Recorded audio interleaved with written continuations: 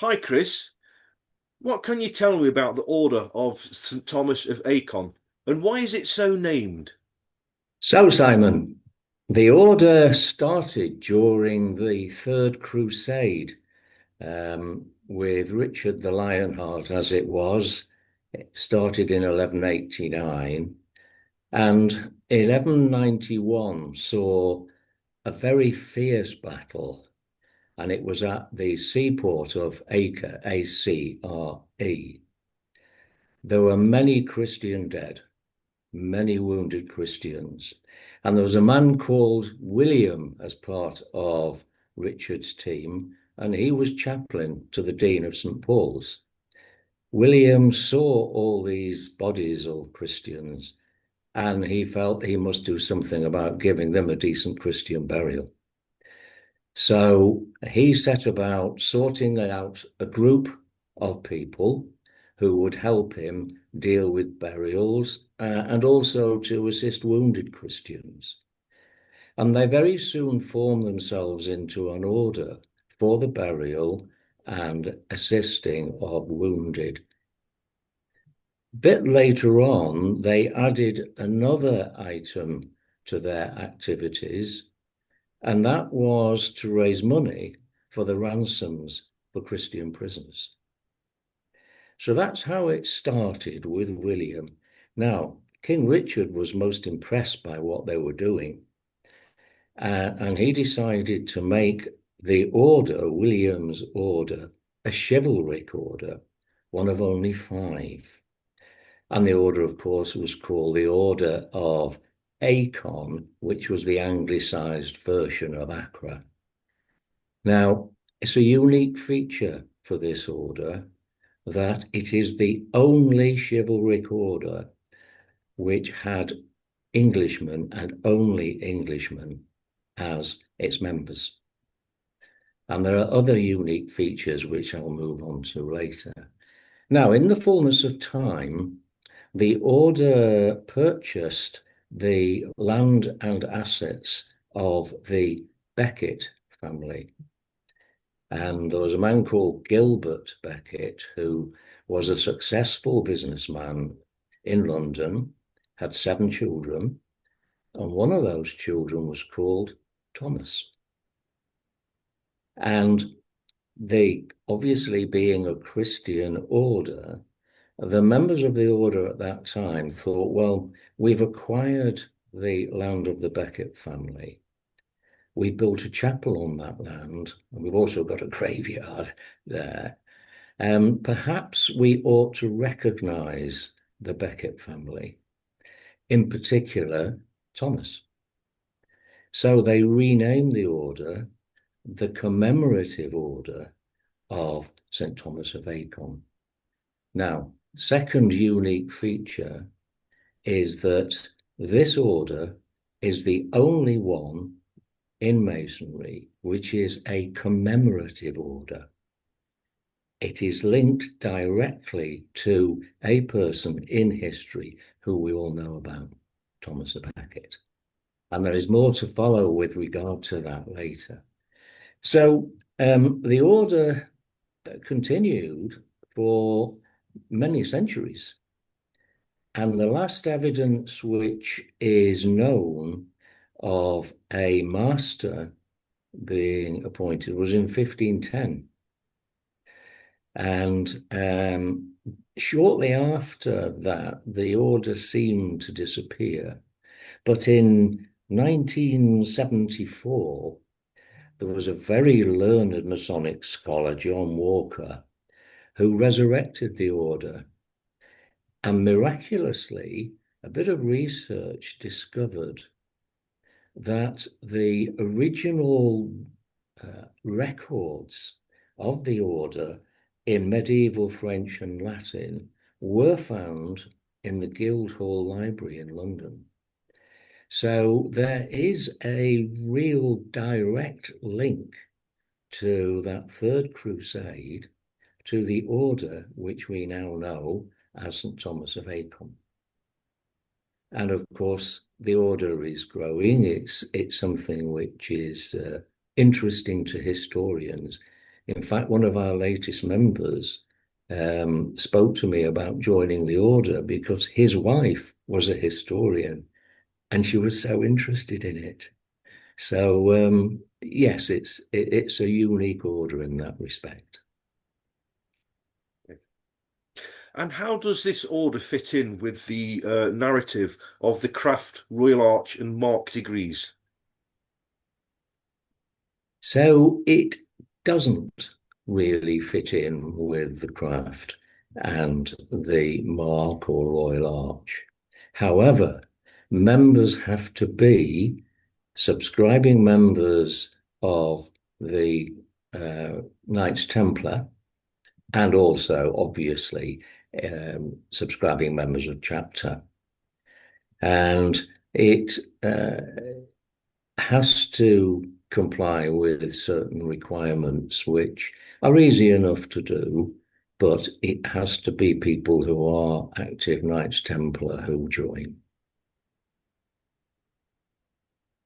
And how large is your province? And how many chapels do you have? And how many times do they meet? So the province covers Cheshire and North Wales. We currently have just over 100 members, and we have 5 chapels, as they're called. One in Macclesfield, one in Chester, one in Widnes, one in Wallasey, and only one in North Wales, although the title is Cheshire and North Wales, and that's in Llanfyfechan. So we are quite widespread. We are looking at possibly forming another chapel in the Wrexham area, but that's some time off, I think, before we actually achieve that. And can you tell me how many officers there are in a regular chapel and how often throughout the year do they meet? So there are 14 members in a chapel, active members in a chapel, and typically they meet 2 times a year, maybe 3 times a year. So one meeting would be the installation meeting using general Masonic terms. And the second meeting would be one where we would have candidates. And what I would say about the ceremony is it is a most beautiful ceremony. The candidate comes in and he is required to go through 4 corporal acts of mercy to show that he's a true knight. And that's done very well in the chapels. And he is then, once he is brought into the order, he has to choose a knightly name for himself, his nomen. And for instance, my nomen is Sir Christopher of Lindo. Now, Lindo relates to a small area of Wilmslow where I live. And Lindo has a specific memory for me because when I was 3 or 4 years of age, I rode my little bike straight into the lake that's at Lindo. So the thing about the gnomon is it should be a name that is special in a way to the person who comes into the order. So for me, it was special because I nearly drowned and my father had to rescue me. So that again is a unique feature of the order because people have their nomen. And some people like to be called Sir X or Y or something like that. The other element which makes it so special is that it does have a very close relationship with Canterbury Cathedral. Obviously, with the reference to Thomas à Becket, but what we are allowed to do is we are allowed to have an annual church service in Canterbury Cathedral in the crypt where Becket's body was held for several centuries. It's free to members. All we have to do is we have to wear our ties. So we get escorted into the cathedral, taken down to the crypt for our church service, and it really is a very memorable occasion. We're also invited to take our wives, partners, family, children. And this year, for instance, there were 300 members and members of their families enjoying the church service. Afterwards, you get freedom to wander around the cathedral. You can stand on the steps where Becket was murdered, for instance. So it's normally a weekend that people do, and it is very much something which is special. So that again is another unique feature in that we have this strong connection with Canterbury Cathedral. And finally, Chris, as I am not yet a member of the order, where can I find out more information about joining and fees? So we have our social media connections, we have a website, we have a promotional leaflet, which you should be able to find in every Masonic hall that has a Knights Templar preceptory there. You can contact the provincial secretary, you can contact me because our contact details are on the promotional leaflet. And you can contact us through the website. So plenty of opportunities to find out more.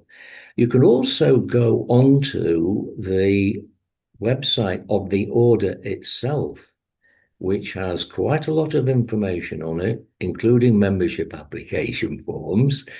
And it has details of all the chapels, all the provinces where they are. So it's easy enough to find out more information about it.